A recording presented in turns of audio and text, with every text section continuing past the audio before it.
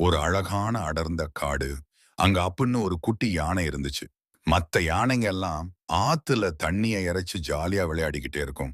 ஆனா நம்ம அப்பு மட்டும் தனியா உட்கார்ந்து வானத்துல பறக்கிற கழுகுகளையே பார்த்துட்டே இருக்கும். ஏன்னா ஆப்புக்கு நடக்க பிடிக்கல. கழுகு மாதிரி வானத்துல பறக்கணும்னு ஆசை. ஒரு நாள் அப்பு ஒரு ஐடியா பண்ணுச்சு. பெரிய வாழை இலைகளை எடுத்து தன்னோட காதுகள்ல இறக்க மாதிரி கட்டிக்கிச்சு. ஒரு பாறை மேல ஏறி நான் பறக்க போறேன்னு குதிச்சது. ஆனா என்ன ஆச்சு? டமார்னு அப்பு கீழே விழுந்துருச்சு. இத பார்த்து மத்த விலங்குகள் எல்லாம் சிரிச்சாங்க. ஆனா அப்புவோட நண்பன் சிட்டி குருவி மட்டும் ஆப்பு கிட்ட வந்து, அப்பு, உன்கிட்ட மத்த பறவைங்க கிட்ட இல்லாத பெரிய இதயம் இருக்கு.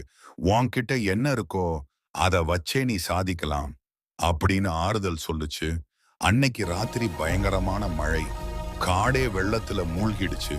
அப்போ ஒரு மரத்துல இருந்த சின்ன பூனைக்குட்டிகள் வெள்ளத்துல தவிச்சுக்கிட்டு இருந்தது. அந்த கிளை ரொம்ப மெல்லிசா இருந்ததுனால சிங்கம், புலியால கூட அங்க போக முடியல. பறவைகளால அந்த பூனைக்குட்டிகளை தூக்க முடியல. உடனே அப்பு ஓடி வந்துச்சு.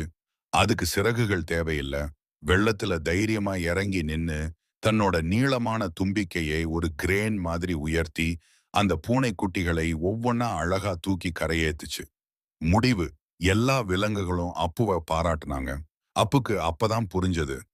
கழுகு மாதிரி பறந்தாதான் ஹீரோ ஆகணும்னு அவசியம் இல்ல. நாம நாமளா இருந்தாலே சாதிக்கலாம்னு.